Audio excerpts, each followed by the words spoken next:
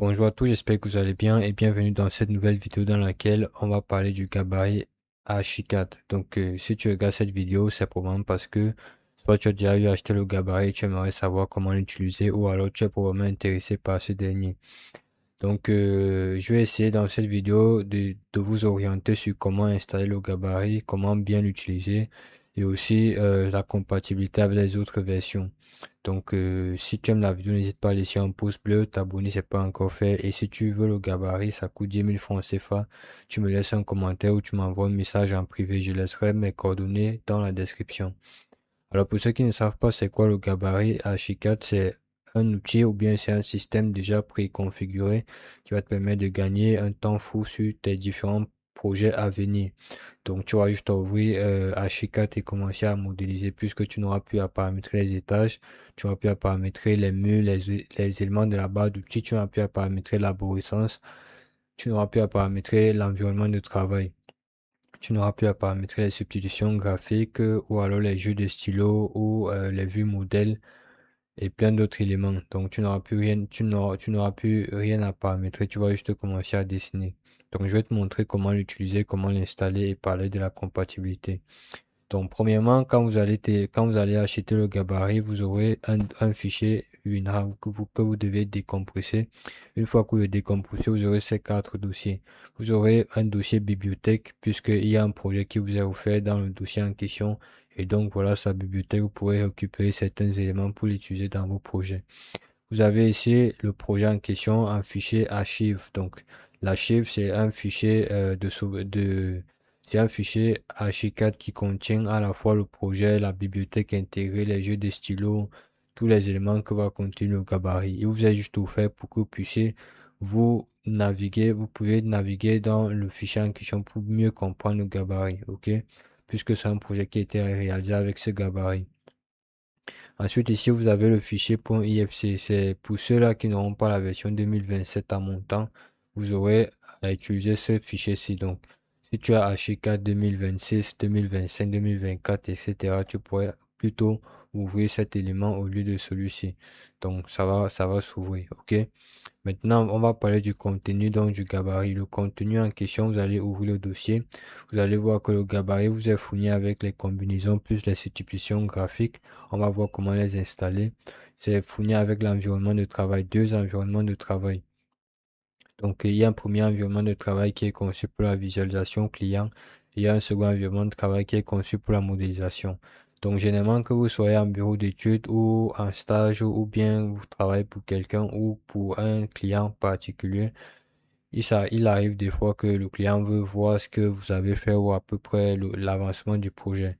Vous avez donc un environnement de travail configuré pour la présentation client. OK? Maintenant, ici, vous avez, comme je disais, les combinaisons et les substitutions. On va installer tous ces éléments. À côté de ça, vous avez les filtres de rénovation. Donc, ceux qui font des projets de rénovation, vous allez aussi pouvoir installer ça pour si jamais vous devez faire de la rénovation sur H4. Vous avez des jeux de stylo. Les jeux de stylo ici vous est fourni. Donc, ces jeux de stylo sont des jeux de stylo que vous pouvez utiliser dans H4. Donc, j'ai juste extrait du gabarit pour vous donner ça de façon, si vous voulez travailler avec sur AutoCAD, vous pouvez directement les utiliser. Donc, j'avais déjà eu à parler, c'est en quelque sorte ce qu'on appelle le CTB sur H4. C'est à peu près, c'est le même fichier. OK? Donc, maintenant ici, vous avez les options vue modèle. Donc, on va aussi voir comment installer les options vue modèle. Et puis, vous avez à la fin le gabarit. Donc, la première des choses, c'est d'installer ce gabarit. Donc, ce qu'on va faire, OK, on va ouvrir notre H4. Vous allez ici venir dans Nouveau. Vous allez ici dérouler pour sélectionner votre gabarit. On fait parcourir et on va directement venir ici dans Gabarit. Donc, je vais venir dans le bureau. Vous allez aller chercher où vous avez placé votre gabarit. Donc, je vais ouvrir ceci et puis je vais chercher gabarit. Je vais sélectionner ce fichier-ci. Et puis, je vais mettre oui. Une fois que c'est fait, je vais mettre ici nouveau. Donc, une fois que c'est ouvert, vous allez ici déjà commencer par installer l'environnement de travail. Donc, si vous remarquez que si je viens par exemple au rez-de-chaussée et que je prends le mur, donc je prends le mur, ça c'est l'environnement de travail par défaut de H4, ok? Donc maintenant, ce que vous allez faire, c'est venir dans les options. et environnement de travail, puis vous venez ici, environnement de travail. Vous allez venir ici, importer les environnements de travail. Donc, on va venir dans importer navigation. Et puis, dans navigation, on va voir environnement 1. Je vais cliquer dessus, je vais mettre OK. Et puis, je vais sélectionner et puis je vais importer. Donc, je viens d'importer la visualisation client. Je vais refaire la même chose pour le deuxième. Donc, environnement 2, je vais mettre OK. Et puis, je sélectionne, je mets importer. Il vient de m'importer l'environnement de travail modélisation. Donc, automatiquement, si je clique dessus et que je fais ici définir comme par défaut et que je mets OK, vous allez voir automatiquement que si je reviens dans Options, environnement de travail, appliquer, modélisation, automatiquement, tous les différentes palettes qui ne font pas partie de cet environnement vont changer. La palette qui était ici en haut va descendre ici. Les palettes qui n'étaient pas actives vont venir s'activer et s'accrocher et s'aligner exactement dans le bon ordre. OK? Donc, dans une autre vidéo, je vous expliquerai à quoi sert chacun de ces palettes. Mais si déjà vous avez une bonne base sur Archicad, vous pourriez savoir à quoi sert chacun de ces éléments. Donc, ça, c'est la première étape qui vient d'être terminée. La deuxième étape, c'est qu'il est important de savoir que le gabarit déjà TPL qui vous est fourni avec les jeux de stylo. Donc, si je clique sur jeux de stylo, il y a déjà des jeux de stylo paramétrés et normalisés pour vous, pour vos présentations. Donc, vous avez ici également les calques et les combinaisons de calques qui sont déjà paramétrés pour vous. Voilà des différents calques 3DB annotation, 3DB mise en page, plafond. Vous avez, il y a tous les calques qui sont paramétrés pour vous. Vous avez les combinaisons de calques qui sont déjà paramétrées pour vous dans le fichier de base TPL qui vous est fourni. Vous avez également l'arborescence qui est déjà travaillée pour vous. Tout est déjà paramétré. Si ça ne vous convient pas, vous avez juste à supprimer. De toute façon, tout ceci fonctionne en rapport, en relation avec ces éléments. Donc, vous pouvez tout de même supprimer ceci. Tant que ces éléments sont déjà configurés, vous aurez toujours les mêmes visuels. OK? Vous aurez juste à créer vos propres coupes, vos propres façades. Déjà que les éléments de façade sont configurés. Quand vous générez une façade, il n'est plus générique. Il est automatiquement paramétré. OK? Avec des ombres, des détails, etc. Et donc, on va continuer l'installation. Donc, pour dire l'arborescence, c'est bon. La palette ici est bon. Maintenant, on va également, le fichier gabarit vous est fourni avec des favoris. Quand vous cliquez sur mur et que vous venez ici, vous allez voir, il y a des favoris qui sont déjà présents. Pour ceux qui utilisent le gabarit par défaut, vous allez voir que vous n'avez pas ces murs ici. Ce sont des murs qui ont déjà été paramétrés. Vous pouvez juste jouer sur leur hauteur, etc. Maintenant, vous avez également, par exemple, au niveau des garde-corps, vous avez déjà des favoris de garde-corps. Ça, c'est les garde-corps vitrés qui sont déjà présents. Celui qui vous est fourni dans le projet également.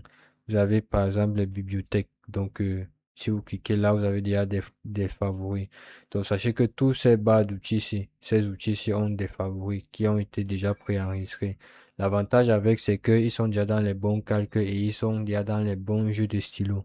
Donc, quand vous utilisez, vous n'avez plus besoin de changer le jeu de stylo, vous n'avez plus besoin de mettre dans le calque, c'est déjà dans le calque. Et du coup, je vous recommande donc de faire vos conceptions la plupart du temps avec les favoris, puisqu'on n'aurait plus besoin de sélectionner le calque dans lequel vous voulez mettre. Il est déjà dans le bon calque. C'est en fait ça l'idée, ok? Maintenant, on va continuer l'installation. La prochaine étape serait d'installer ici les options, les options de filtre de rénovation. Donc, vous cliquez sur ce bouton juste ici en bas. Et puis vous allez venir ici, vous allez mettre importer et là on va ouvrir filtre de rénovation existant. L'existant est déjà présent. Je vais mettre démolition, je mets ouvrir, importer, j'importe le second. Vous allez voir que quand vous importez, automatiquement il y a un changement au niveau d'ici. Tout se met à jour par rapport au filtre sur lequel je me trouve. Donc je me place ici, je vais reprendre également celui-ci. Automatiquement les éléments se mettent à jour. Je vais encore prendre le dernier et puis je valide automatiquement, il se met à jour. OK. Une fois que c'est fait, j'ai juste à faire OK. La prochaine étape, c'est installer les combinaisons et substitutions. Je me place ici. Je vais mettre ici importer. Donc le site est déjà présent. Donc je vais sortir de ce dossier. Je vais plutôt aller dans les combinaisons. Les voici ici. Je vais prendre le site est présent. Je vais prendre le second. Je ouvre. J'importe. Je valide.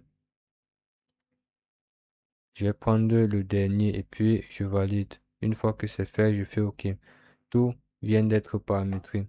Maintenant, quand je termine avec les combinaisons, je vais maintenant attaquer les options de vue de modèle. Je clique dessus.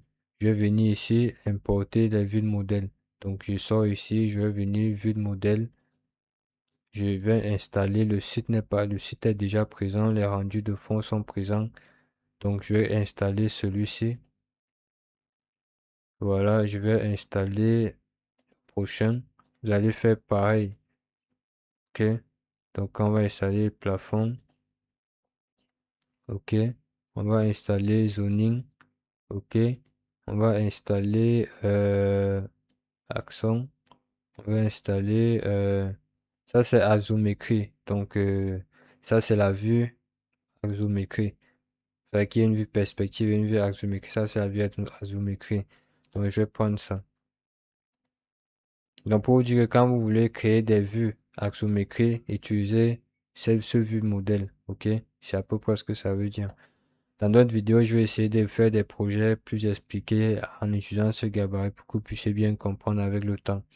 Donc tout est déjà paramétré. Je vais mettre ici rendu. C'est bon. OK. Une fois que c'est fait, je fais OK. Et maintenant, sachant que les jeux de stylo sont déjà présents, tout est bon. Voilà. Donc c'est tout ce que vous devez faire. Une fois que vous avez fait ça, votre gabarit est complet. Maintenant, vous devez venir juste dans Fichier, enregistrer sous. Puis vous choisissez l'emplacement, peut-être bureau, vous nommez votre gabarit, peut-être gabarit de votre entreprise, vous mettez le nom de votre entreprise. Et puis ici, vous allez faire, assurez-vous d'être sur le fichier .tpl. Une fois que c'est fait, vous mettez enregistrer et automatiquement, le gabarit sera enregistré avec l'initiale de vos entreprises. Donc en gros, voilà à peu près le contenu du gabarit, comment l'installer. Et aussi, sachez que ceux qui utilisent les versions antérieures, ok, vous aurez juste, au lieu d'ouvrir le fichier PLA, vous allez plutôt ouvrir le fichier IFC. Et vous aurez toutes ces informations que je viens de mentionner dans le fichier IFC. Vous pourrez les utiliser comme gabarit enregistré sous directement. Donc, si vous ne voulez pas faire ça, vous pouvez enregistrer du fichier IFC enregistré sous pour obtenir votre gabarit. Donc j'espère que la vidéo vous a plu. Si c'est le cas, n'hésitez pas à laisser un pouce bleu, pensez à vous abonner. Si vous êtes intéressé, envoyez-moi un message. On se dit à la prochaine pour une nouvelle vidéo. Ciao.